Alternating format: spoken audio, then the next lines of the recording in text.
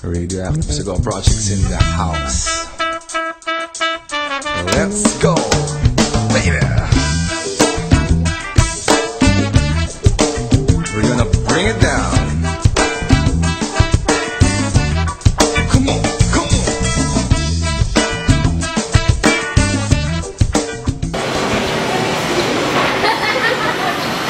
Ay, andyan ka pala. Tara, kwentuhan tayo.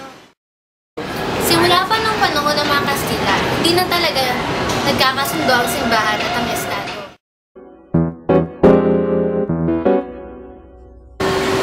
Santissima, hindi lang natin kailangan ng gobyerno upang makalikom ng buwis sa mga Indio, hindi na sana tayo nakikipag-isisa ng siko sa mga kampo ni Satanas.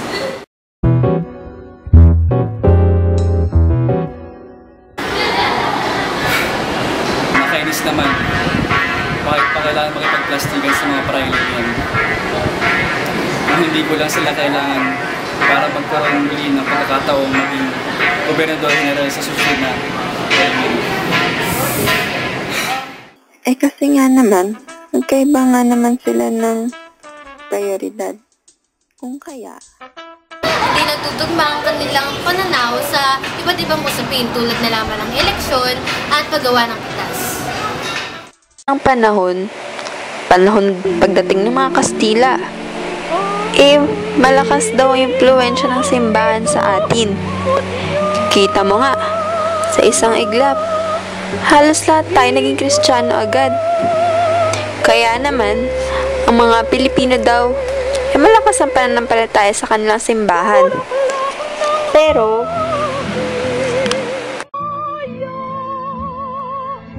ito lang, si Carlos Celedran na isang tour guide, sumigaw ba naman sa kalagitnaan ng isang misa sa Manila Cathedral ang ipakita ang kanyang saloobin sa pagkontra ng simbahan sa RH Bill. May freedom of rights nga tayo, pero hindi naman dapat ganun, diba? Pero hindi din naman natin siya masisisi. Taktik kasing RH Bill yan. Hindi matapos-tapos. Sino ba kasi ang dapat masunod? Desisyon ng simbahan o desisyon ng gobyerno? Sabi ko naman, mga makasalanan, magugunaw kayong lahat. Magugunaw kayong lahat.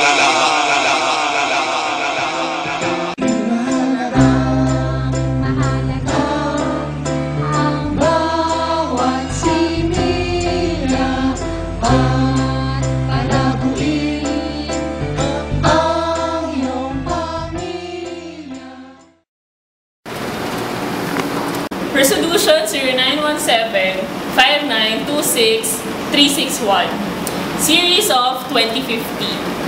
The passing of RH Bill. Sino ang mapabor para ipasa ang RH Bill?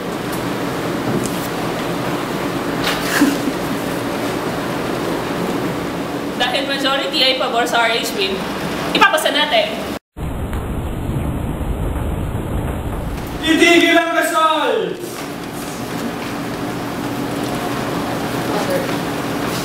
God bless you.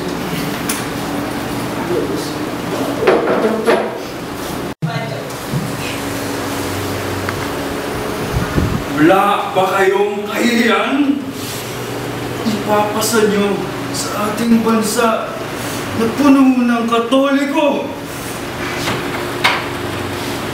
ang isang karumal-dumal na panukalang yan, 5043. Wala ba kayong kahihiyan?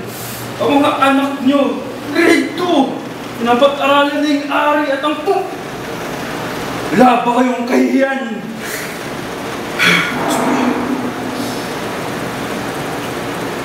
Ano iya? Alarm clock ka ba? Bakit? Kasi sa paggising ko, ikaw agad ang una kong gustong patayin. Boom!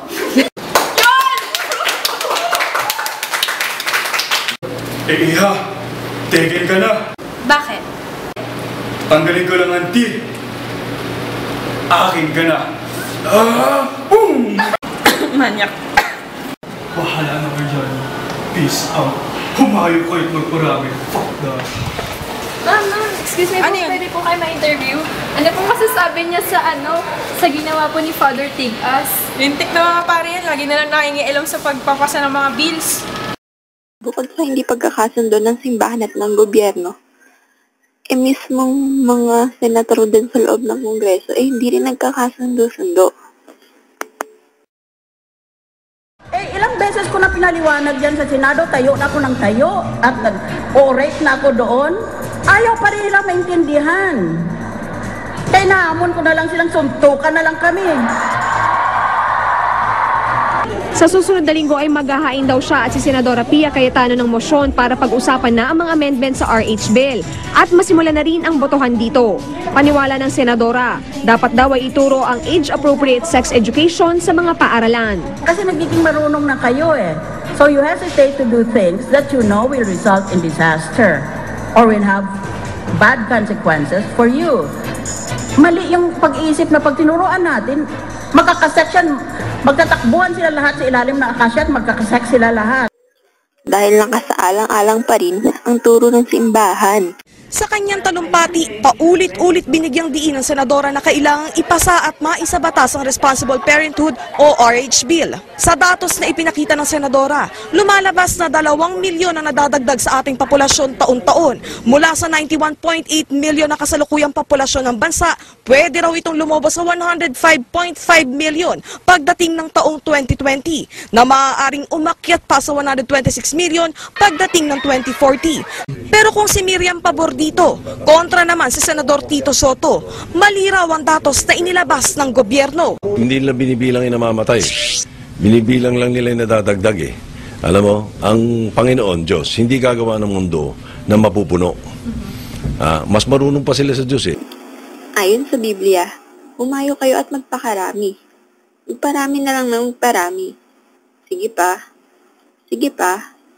Sige pa. Sige pa. Parami na lang ng parami.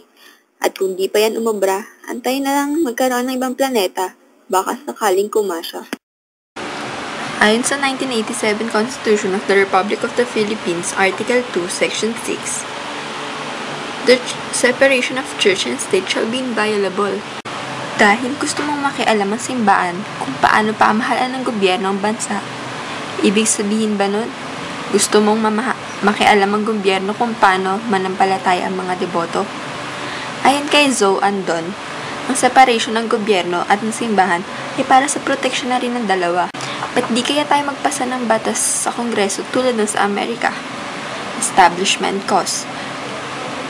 The government shall make no law respecting the establishment of the religion. Ika nga nila, mind your own business. Sana naka-off ang ilaw para tayo na lang mag-on. Nakalimutan ko ang pangalan mo eh. Pwede bang tawagin na lang kitang akin? Pag wala ka, ang buhay ko parang lapis na hindi pa natatasahan. Pointless.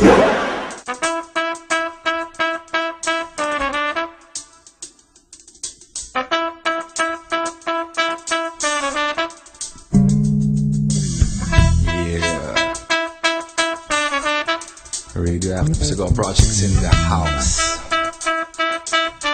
Let's go, baby. We're gonna bring it down. Come on, come on.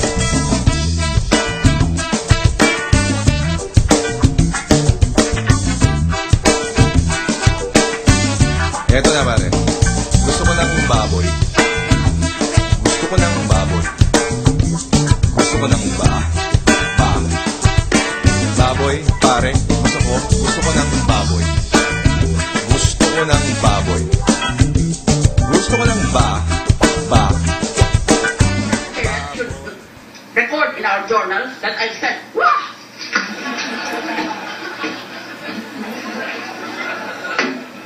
Silence. Silence, please, silence.